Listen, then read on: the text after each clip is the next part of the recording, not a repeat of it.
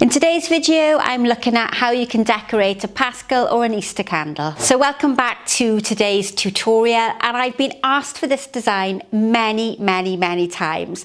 I felt that I didn't have the sort of right stand and the right size candle to execute this demonstration properly.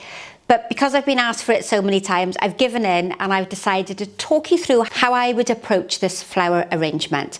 Now, a Paschal candle or an Easter candle is used for different church denominations, and you might find one in your own place of worship, and you might be challenged with arranging flowers around this part of the candle. There are a few different ways I would approach this. My first thoughts would be the size of the candle, whether or not there was a base to the candle, how tall it was, whether I had to protect the wooden candle or the metal framework. From that, I would devise a mechanic that would be suitable for the candle. Now, this framework I have here is a fairly traditional base that you will find in a lot of home decor shops, and I've had it for many years because I use it in lots of floral demonstrations. And my thoughts are that I'm going to create a band here of floral foam, and then I'm going to have a few trailing bits of greenery and some pretty ribbon, and my main part of the floral design around the base of the candle here. Now, I've chosen to use a yellow and white colour combination, but if you are arranging for your local place of worship, then there could be restrictions on the colours that you use and the flower choice. So always check with somebody before ordering any fresh flowers. I'm going to talk you through two different styles of mechanics. The first one is going to be using floral foam, and at the end of this tutorial I'm going to make another design using moss, so you get to see two different designs. So today you get two for the price of one. So what I decided to do was to create almost like a sausage or a long snake with some floral foam and some chicken wire. And what I did was cut myself some wire mesh that I knew was going to be able to fit really snugly there around my candle. And then I've encased the floral foam inside that piece of chicken wire so that I've got effectively like a long sausage. And you can use this technique for anything. You can drape it down quite nicely to create columns or pillars. You can twirl it around candelabras. The only concern with this is it's quite heavy, and obviously there's a lot of water. So when you do start inserting flowers in, you will get quite a lot of water leakage. To solve that, you could quite easily wrap that with some cling film. Your other option is to make a more environmentally friendly version, and that's using moss. And I've done exactly the same method. I've encased my moss into a long piece of the chicken wire that I know is the right size to fit around my candle, and I've used the end section there of the wire mesh to hook onto the opposite side so it's nice and secure. And I will probably run some string around that before I do the tutorial, just so that I know it's really secure. And just to recap, be very careful about placing wet foam against any precious metals or any woodwork that has been in the place of worship for a long period of time. The last thing you want to do is damage anything. So now all I need to do is to attach my sausage to my frame so that it's nice and secure and I know it's not going to fall off. And to do that, I'm going to use some of the natural twine. I'm going to tie it through some loops of the wire mesh there at the end, and I'm going to do the same on the opposite side. So I've got a good strong tie point to hold that into position. And bearing in mind that this is only one method, you might have a better version, you might have a version that's not so good as this. And I'm sure that different flower arrangers and different florists that you speak to would have another version of this particular design. I'm lucky that I have this slight lip around the outside, so I'm hoping I can do it one-handedly. If not, I would have to call on somebody to give me a bit of help. I'm just going to tie that together there so that I know it's not going to fall off. Because I have that lip, I know that it's going to sit quite comfortably on the top there. But if I was worried, I would run a bit of floral tape over the top to give it some extra stability. And what I'm now going to do is just tuck in any of the sharp points of the wire mesh so that I know everybody is going to be safe if they are removing the flowers or they're replenishing it with fresh flowers later in the week. Okay, so I know that is nice and secure on there. I'm just going to step back slightly so that you can see the length, the full length there of the candle. So it's quite tall. If I put it on the floor, it's probably just up to my waist. Too low down for you to see on the camera, but it's going to work really nicely on this short table here so that I can show you exactly what I'm doing. And that's given me a very basic, almost primitive form of mechanics to hold my flowers. And on a side note, if this is being moved around the place of worship, then it would be better to attach it onto the top so we know it's not going to fall apart. Now, just to save a little bit of time and to make it easier for me to demonstrate the design, I've already cut myself lots of short pieces of leather leaf. And I'm going to go around the base of the design first to give me a little bit of coverage and almost like an outline or a frill around the outside. I'm using florist leather leaf, and I think the best choice of greenery is something that's quite bushy. So if you think about eucalyptus or hebe that you might have in your garden, a conifer would also work quite well. What I'm using is quite flat. It doesn't have much three-dimensional quality, so you don't fill a big gap very quickly. So I'm going to have to go round this 2 or 3 times to make sure that some of that foam is covered and that I have a bit of an outline shape starting to form. Now, I pre-soaked this oasis yesterday because I knew I was going to be making this arrangement today. If I'd have only just prepared it, there would be a good chance that a lot of water would pour out of that. So again, if you're making it in situ and you're in your local place of worship, you might want to protect the floor with some towels or some waterproof matting. Now, I've cut a fair amount just so that I can get a bit of coverage all the way around. I'm not too concerned at the moment if it's not perfectly covered because my flowers are going to be added next. So if you're not familiar with leather leaf, it sort of comes like this. It's often found in a florist shop. And it's a fairly inexpensive greenery, and it gives a lovely even coverage to your design. And I'm coming up the side of the candle, about 1/3. What you've also got to remember, of course, is if that candle is lit, you don't want to create any type of health and safety risk. You, of course, don't want there to be any risk when the candle burns its way down that it's going to catch fire and the foliage is going to burn, and then you're going to have a real problem. So I've just very randomly placed some greenery around the main part of the floral foam around that candle, leaving me plenty of room to see where that chicken wire mesh is, so that when I insert my flowers, I'm not going to hinder myself or damage any of my flowers. Now, proper pastel candles are normally a lot taller than this, so you can go a little bit fuller at the bottom, but I'm trying to stay more in proportion with the size of my candle. And my first flower of choice today is going to be these lovely yellow chrysanthemums. Quite an inexpensive flower to use. I've just got one stem here of a florist grade chrysanthemum, so there's quite a lot of heads on it. And I'm just working my way around the bunch, cutting off heads to a fairly similar size. Inch or so, 1.5 inches in length, and that is really ample for this design.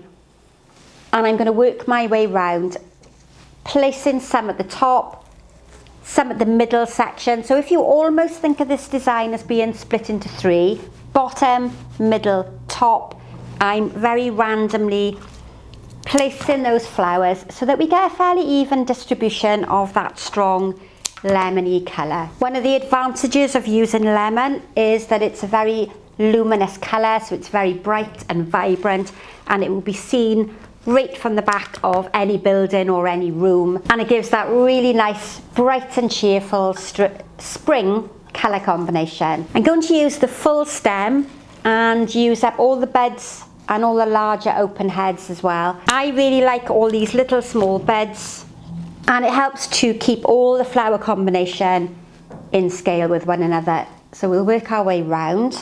Keep going all the way around. Now, my second choice of flower today is going to be some of the statice, and I really like to use this, particularly in a design that's expected to last quite a long length of time, because it will dry naturally. You can reuse it at a later date in more floral designs, so it's really good value for money. And it's got a slightly different shape to the first chrysanthemum stem that I used. It's going to give me a lovely colour link between the creamy colour of the candle. And I'm going to work in exactly the same method. Cut the stems so that they're about 1 inch in length, and try and evenly distribute this colour and this lovely texture. Now, when I bought the statice, it did say on the website that it was that it was apricot. I wouldn't quite say that's apricot, but it has worked really well with the colour of my candle, so I'm quite pleased. Now my mechanics are still beautifully secure, nothing's moving around. I'm not having any trouble locating the floral foam. Now I do have some of the orange ranunculus that you might have seen me use in the Easter wreath, and they're already cut short, but they're going to be beautiful in this arrangement. And what I don't want to do is create that perfect solid line around the design. I need to stagger the heights so that we get a really informal, loose line working our way all the way around. If I place them in this position here, we've got that very solid line starting to form. So I'll stagger them just so that we get a little bit of movement, a more relaxed pattern. I've got large heads and then some smaller heads to go with them as well. And I'm going to keep on going in exactly that same manner. So with a design like this, it's a small arrangement. You need to think about keeping your flowers in scale with the overall design.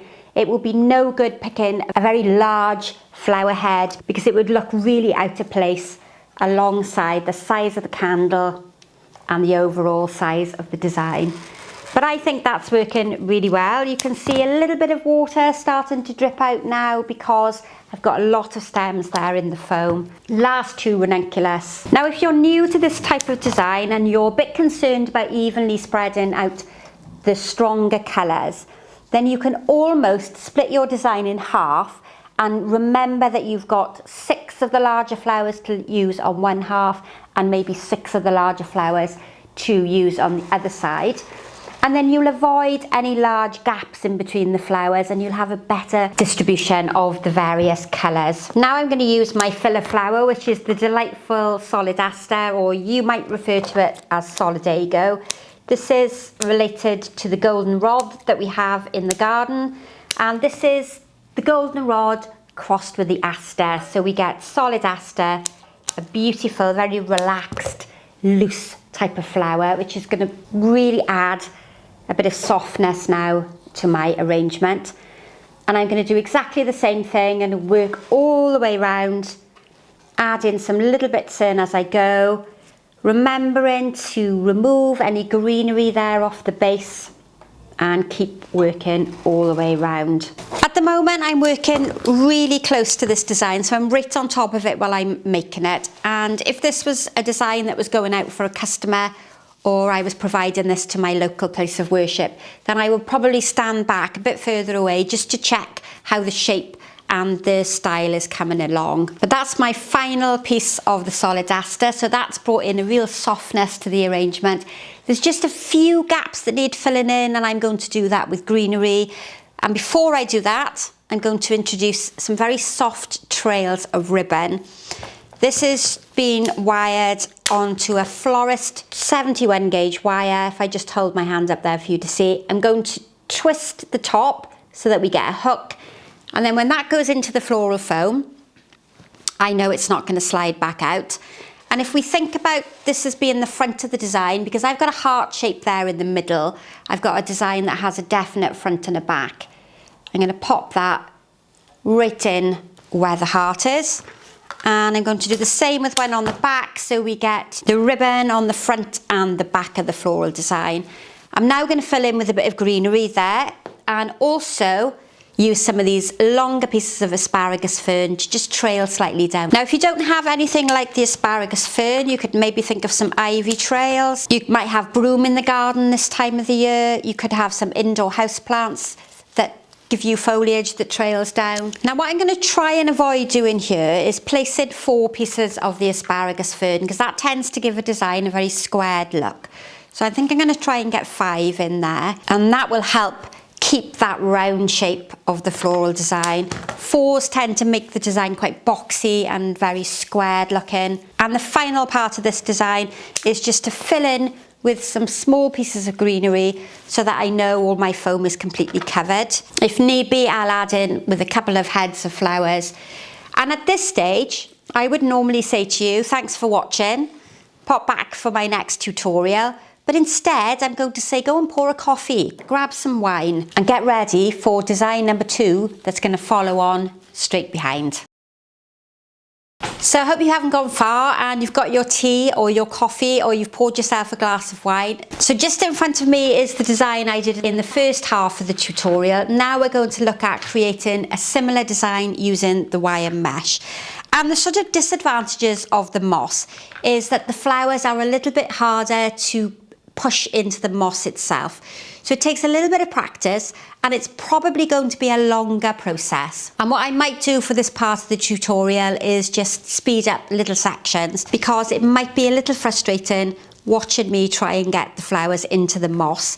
And what I've also got by the side of me is some florist wire. This is a 71 gauge. And what that will do is give me a little bit of extra strength on the softer stem flowers. It'll help me insert them into the moss a little bit more easily. So what I'm doing here is almost making a sort of halo design. I've formed my sausage. I've got that moss compacted nice and full into the center of that chicken wire. I've created a circle, tied it with some string, and if my measurements are correct, so fingers crossed, that's going to sit really nicely there on that raised section by the candle. Again, if you're moving this from one side of the place of worship to another, then you might want to secure it with some tape. But I think that's going to be quite secure. I know it's not large enough that it's going to slip off, and I'm going to start that process all over again. I'm going to start with the softer stemmed ranunculus, and I'm going to try and evenly distribute them as much as I can.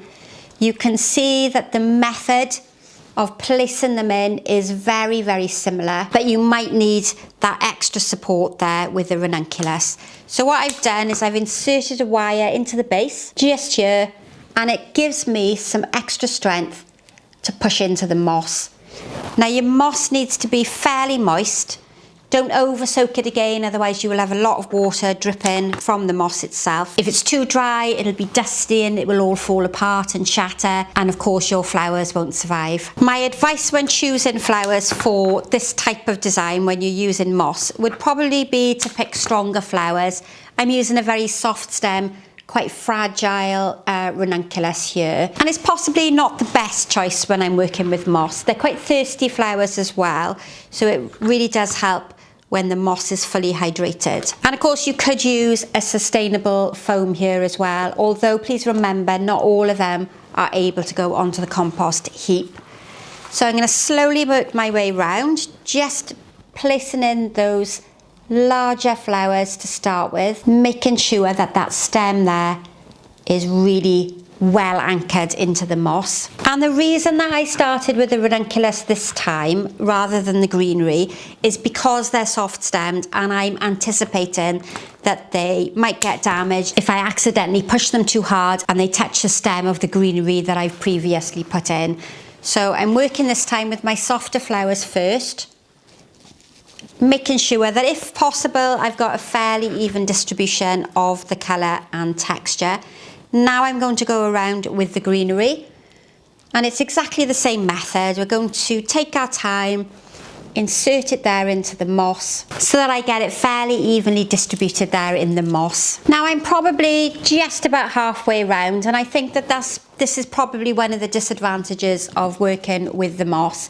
Even though it's a more environmentally friendly option, it does take a lot longer to prepare the design and construct the design than if you're working with floral foam. But what we gain in one aspect, we sort of lose in the other. So when this design is finished and you no longer want to use it, then you could quite easily remove it, place it on the compost heap, and you know that all the flowers and the moss are going to compost down quite nicely. And then you can remove the framework and reuse it for something else. Now you do of course have the same option to cover your moss with the biodegradable cling film or the composting bags that we use to put our food waste in, because they will again rot down on the compost heap quite naturally. Even the chrysanthemums that are quite strong stemmed will get a bit of resistance in the moss. So I'm going to use a wire just to support wire that again. And I'm going to keep working my way down all the way around. So that's all my chrysanthemums used up there. Now when I'm working with chicken wire like this in a design similar to this, I've always got a lot of gratitude for those original floral designers and those original florists who would have worked using moss, because it's a much more time-consuming process. Now, I don't think you get such a uniformed look as you do with the floral foam, because you can position the flowers more effectively. I think one of the benefits as well of working with the moss is that you can lift flowers out and move them around and place them back in.